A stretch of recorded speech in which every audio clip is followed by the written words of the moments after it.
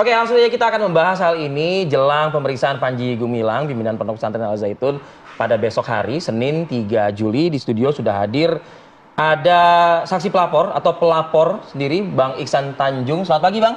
Selamat pagi, Mas Arif. Jadi kalau Bang Iksan ini sebetulnya sudah terkait dengan laporan yang disampaikan ke Barreskrim, sampai dengan hari ini sudah berapa kali menjalani pemeriksaan? Hari pertama Jumat kami melapor, terus kemudian hari Senin berikutnya untuk memberikan keterangan, dan akan ditambah besok hari Senin. Besok 3 Juli juga? Iya, kami akan dipanggil juga. Bersamaan juga dengan pemanggilan Panji Gumilang? Saya kurang tahu kalau Panji dipanggilnya. Dan juga bersama Bang Iksan nih ada juga Pak Yusuf Warsim, Komisioner Kompolnas Republik Indonesia. Selamat pagi, Assalamualaikum Pak Yusuf. Waalaikumsalam warahmatullahi wabarakatuh. Selamat pagi Mas Arif, Mbak Yohana, Bro Iksan. Selamat pagi Pak. Bro Iksan. Ini kalau udah panggilan Bro ini berarti udah dekat nih berarti hubungannya, ya kan? Oke, saya ingin ke Bang Iksan lebih dalam lagi soal pemeriksaan. Apa yang dilakukan oleh penyidik dalam pemeriksaan terhadap Anda? Ya, jadi yang pertama kami menyampaikan materi laporan. Nah, konteks laporan ini ada berapa, karena pasal 156A itu menyangkut dengan materi yang kami laporkan, bukan beritanya atau viralnya. Jadi di sini butuh pendalaman. Substansi perkaranya. Ya, substansi, langsung ke substansi. Jadi ketika kita bilang 156A, kita bicara tentang bagian mana yang dianggap penistaan agama. Nah, bicara penistaan itu kita punya sejarah panjang, dan itu tidak mudah. Mungkin ada beberapa kasus yang berhasil dikenakan pasal penistaan, tapi banyak kasus yang kemudian tidak bisa dikenakan pasal penistaan. Dan ini sudah ada banyak perdebatan para ahli di media yang menyatakan bahwa apa yang disampaikan oleh Panji itu, ada yang menyampaikan masuk penistaan, ada yang mengatakan ya sah-sah saja Panji menyampaikan begitu. Nah, dialog ini merupakan perdebatan yang cukup alot saya pikir ya, dan ini akan menantang para penyidik. Apakah penyidik mampu membuktikan ini ada unsur penistaannya?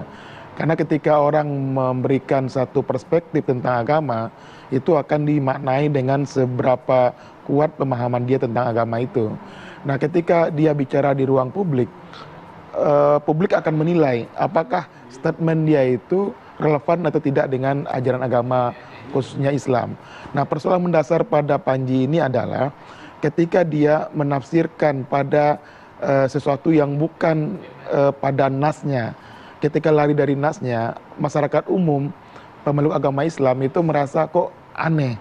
Tidak pernah selama ini mendengar penjelasan-penjelasan seperti itu. Jadi artinya ada perspektif ahli yang mengatakan ini masuk unsur penistaan, dan ada juga yang mengatakan bahwa oh ini tidak. Tapi poin kami dari Forum Advokat Pembela Pancasila adalah tingginya eskalasi di mana masyarakat mulai berhadapan-hadapan. Jadi kami melaporkan kemarin lebih kepada persoalan bahwa Panji Gumilang ini pemicu terjadinya keresahan di masyarakat, triggernya. Kalau seandainya Panji Gumilang bicara pada ruangan tertutup dan tidak diviralkan, mungkin tidak akan membuat munculnya keresahan masyarakat. Jadi ketika kami ketemu dengan beberapa pimpinan ulama mengatakan persoalan Panji ini sudah lama sekali, tapi kita tidak pernah merespon secara serius.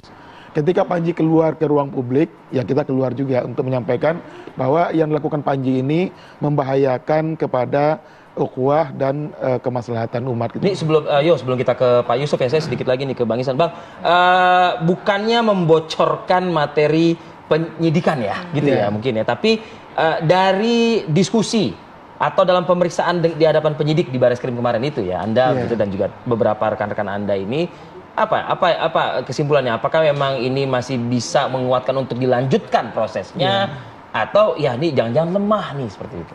Ya, jadi memang saya cukup lama di ruangan penyidik dengan beberapa perwira. Nah, yang pertama kami laporkan itu adalah tentang penafsiran publik bahwa Al-Quran itu kalam Nabi. Nah, kalau kita dengarkan baik-baik rekaman dari saudara Panji Gumilang mengatakan, dia mengutip surat Al-Baqarah yang mengatakan bahwa la raiba itu bukan kalam Allah tapi kalam Nabi Muhammad. Nah, ini sebelum saya ke Mabes Polri, sebetulnya kita diskusi panjang dengan para ulama dan para ahli tafsir segala macam. Nah, niat Panji itu sebetulnya ingin memberikan perspektif yang berbeda tentang pemahaman Al-Quran. Tapi ketika dia sampaikan dalam ruang publik, ini jadi aneh. Kan orang semua mengatakan Al-Quran itu adalah kalam Allah. Tidak ada yang bisa bantah itu. Ketika dia mengatakan itu kalam Nabi Muhammad, nah ini penafsirannya. Apakah kalam Nabi Muhammad yang dia maksud itu adalah bahwa itu ucapan Nabi Muhammad yang kemudian dibukukan jadi Al-Quran. Nah ini dengan hadirnya para ahli dari MUI, itu akan bisa memberikan penjelasan ya, penjelasan yang utuh, sehingga kemudian nanti ketika dipanggil, Panji ini bisa, karena saya lihat penjelasan dia di beberapa klarifikasi, itu dia berusaha untuk membelokkan pemahaman yang ketika awal dia mengatakan itu konteksnya berbeda, dalam beberapa klarifikasi itu sudah mulai berubah. Tapi yang dijadikan dasar oleh publik dari awal ketika dia menyatakan pertama kali tentang Al-Quran itu sebetulnya.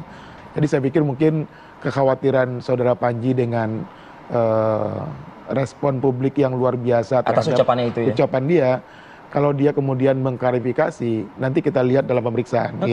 Oke, nah kalau besok nanti kira-kira sekiranya apa nih yang dipersiapkan? Apakah akan menambah alat bukti atau sejauh ini alat bukti yang sudah diberikan ke pihak kepolisian kira-kira apa saja Pak? Ya, apakah jadi, akan ditambahkan ya besok? Karena ini menyangkut dengan ajaran Islam ya. Bukti kami itu adalah penjelasan ahli. Apa yang disampaikan MUI, bukti transkrip yang kami sampaikan nanti akan diperkuat oleh penjelasan ahli. Ahli yang akan mengatakan, contoh kalau khatib perempuan pada sholat Jumat itu sudah ada fatwa MUI-nya. Artinya MUI sudah mengeluarkan fatwa, sudah ada resmi. Itu sudah kita anggap bisa dipakai oleh penyidik sebagai dasar hukum bahwa khatib perempuan itu tidak sah, dan kemudian jika ada sholat Jumat yang menggunakan khatib perempuan, maka itu dianggap tidak sah, dan orang itu harus diluruskan pemikirannya dan agar dia bertaubat. Itu bunyi fatwa MUI. Jadi saya pikir penyidik tidak akan repot untuk membuktikan bahwa apa yang dilakukan oleh Panji itu merupakan pelanggaran dan sudah ada fatwanya. Nah, yang untuk materi ketiga yang kami sampaikan itu terkait dengan perempuan pada saf pertama dalam sholat jamaah Idul Fitri. Nah, ini memang tidak lazim ya, tidak lazim. Tapi sebetulnya materi ini membuat heboh karena itu ditayangkan, diviralkan di banyak media. Nah, sebetulnya kalau itu tidak diviralkan, tidak dipublikasikan, orang tidak tahu. Bukan mengatakan itu benar atau salah, itu bisa dilakukan oleh Panji dalam ruang tertutup.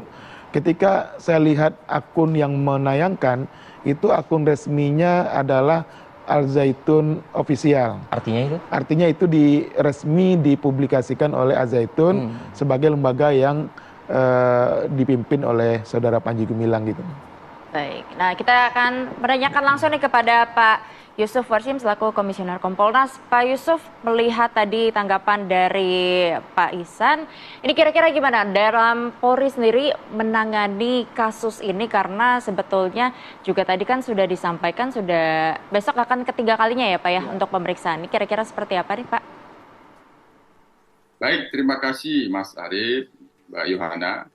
Dalam pantauan Kompolnas sampai saat ini yang dilakukan oleh Baris-Krim itu sebenarnya sudah termasuk cepat. Saksi pelapor sudah dimintain klarifikasi atau keterangannya, dan kami lihat proses ini kan untuk menemukan dulu apakah ada peristiwa pidana, apakah ada unsur yang terpenuhi terkait dengan delik yang dilaporkan dari saksi pelapor. Nah, artinya dalam pantauan Kompolnas terkait dengan laporan untuk saudara Panji Gumilang ini, proses penyelidikan ini kami pantau sih sudah lumayan cepat, dan ini patut kita apresiasi. Hanya tentu yang perlu diantisipasi oleh Baris-Krim adanya keresahan publik terhadap terutama terhadap pesantren itu sendiri, karena ada hal-hal yang itu dianggap tanda kutip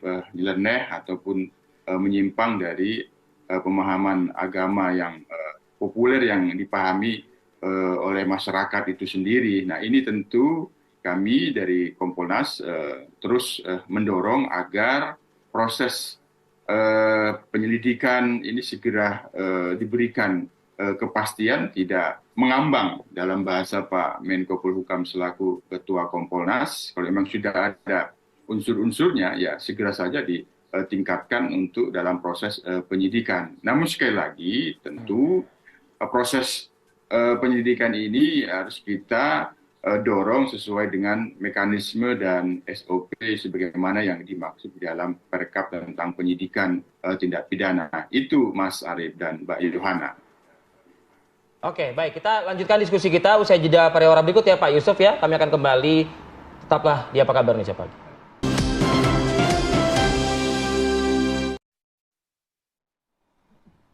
Kembali di Apa Kabar Indonesia Pagi, masih ada Bang Iksan Tanjung, juga ada Pak Yusuf Warsim. Saya kembali lagi ke Komisioner Kompolnas Pak Yusuf Warsim. Pak Yusuf, bukan menjadi rahasia lagi perbincangan gunjang-gunjing di publik bahwa indikasi kuat ada backing lah, beginilah segala macam, Pak Yusuf. Tapi tadi Kompolnas sudah memberikan apresiasi ya kepada Kepolisian Republik Indonesia yang memang segera follow up begitu ya Bang Iksan ya istilahnya ya. Dari laporan yang baru masuk hari ini, beberapa hari kemudian saksi pelapor sudah dipanggil dan Senin besok melalui pernyataan Kabar Reskrim Komjen Polisi Agus Andrianto juga akan dilakukan pemanggilan. Nah, kembali lagi ke yang awal tadi, ada stigma, persepsi publik. Demikian, bisakah kepolisian benar-benar on the track, Pak Yusuf? Kami sebagai pengawas fungsional eksternal Polri akan terus memastikan bahwa kasus yang diduga melakukan tindak pidana sementara ini dalam proses penyelidikan, apakah ada unsur penistaan agama yang diduga dilakukan oleh Panji Gumilang itu, penyelidikannya dilakukan secara profesional. Hanya yang perlu dipastikan kan unsur pasal 156A itu terkait dengan penistaan agama itu kan secara umum unsurnya ada permusuhan, apakah ada kebencian dan penghinaan.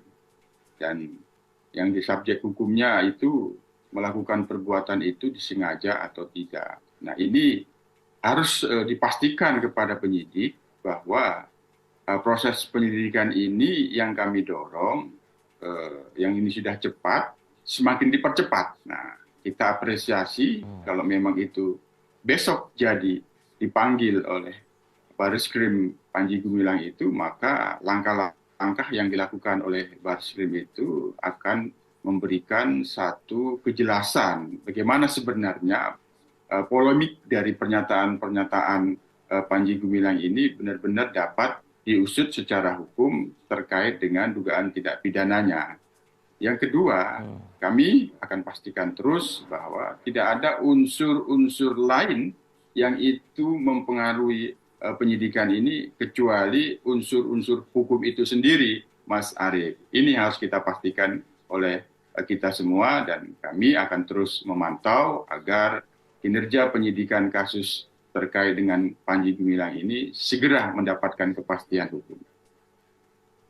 Ya, kami mengkhawatirkannya atau mungkin publik juga mengkhawatirkannya dalam hal ini bila mana memang ada perbedaan di mana Menko Polhukam yang juga sebagai komandan dari Kompolnas sendiri mengatakan unsur pidana terpenuhi seperti itu. Ya, tapi lagi-lagi para elit kita saja mungkin di negeri ini berbeda-beda juga ya menyikapi adanya kontroversi di Pondok Pesantren Al Zaitun terutama pada pimpinannya Panji Gumilang ini, Pak Yusuf. Ini yang menjadi concern publik, Pak Yusuf.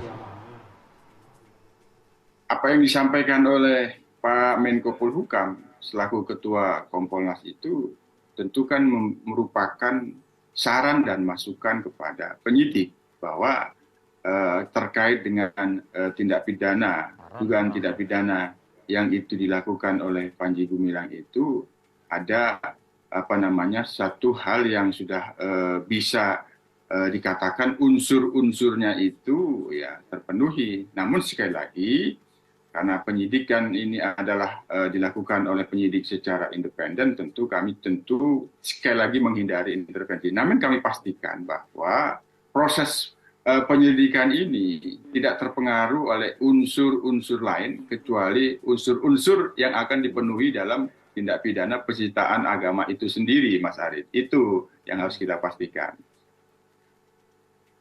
Baik, Pak Yusuf, lalu dalam pengawasan kira-kira jika nantinya Panji Gumilang ini tidak hadir pada hari Senin, kira-kira akan seperti apa nih? Ya kalau ini proses penyelidikan kan mekanisme penyidik selama ini, apakah itu besok itu undangan untuk klarifikasi atau sudah masuk ke proses pemanggilan. Tapi ini kan masih proses penyelidikan. Nah, apa yang dilakukan oleh penyidik, kami yakin upaya-upaya itu terus dilakukan kalau yang bersangkutan besok belum memenuhi katakanlah undangan yang disampaikan oleh penyidik, baru sebatas undangan, belum melakukan pemanggilan. Nah, kalau yang bersangkutan tidak bisa memberikan klarifikasi atas undangan atau permintaan klarifikasi oleh penyidik, ya sebagaimana lazimnya kan akan dilakukan diundang kembali atau dipanggil kembali. Nah, ini yang akan kami dorong Mas Arief dan Mbak Yohana agar penyidik sungguh-sungguh memproses ini. Kalau memang besok belum bisa hadir Panji Gumilang, ya diundang lagi. Nah, kalau memang tidak diundang, tidak hadir juga, saya kira ada unsur-unsur yang bisa dikatakan kesengajaannya itu sudah mulai terlihat, sehingga itu yang akan dipastikan oleh penyidik ya, untuk terpenuhi atau tidaknya unsur pidana penistaan agama yang diduga dilakukan oleh Panji Gumilang. Itu saja Mas Arief dan Mbak Yohana. Oke, baik. Kita kembali ke Pak Ihsan. Pak Ihsan, melihat sejauh ini, Bapak kan juga sudah melapor dan juga sudah ada pemeriksaan. Nah, sejauh ini, menurut tanggapan Pak Ihsan sendiri, dengan proses yang sudah berjalan dan besok Panji Gumilang segera dipanggil, ini seperti apa nih, Pak? Ya, jadi saya sampaikan di awal bahwa pemicu dilaporkannya Saudara Panji Gumilang itu karena omongan dia yang membuat terjadi kegaduhan di masyarakat. Ada masa berhadapan-hadapan 3.000 orang turun ke Al-Zaitun dihadapi oleh 10.000 orang, dan yang berikutnya 10.000 orang dihadapi oleh 20.000 orang dari masanya Al-Zaitun. Ini berpotensi terjadinya bentrokan di lapangan. Itu juga yang memicu pernyataan dari Menko Polhukam juga ya, unsur keamanan itu ya, begitu ya Bang. Jadi seperti disampaikan oleh Pak Yusuf tadi bahwa ada saran dari Pak Menko, sebetulnya Pak Menko memiliki data-data yang cukup kuat dan valid. Kenapa? Karena dari tahun 2000-an sampai hari ini data itu komplit.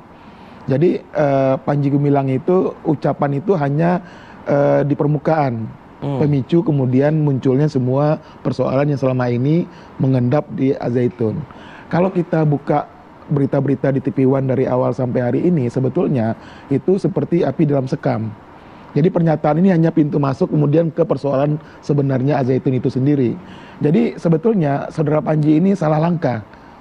Dia sudah lama ditunggu-tunggu oleh masyarakat, banyak persoalan, banyak laporan masuk tentang Al-Zaitun.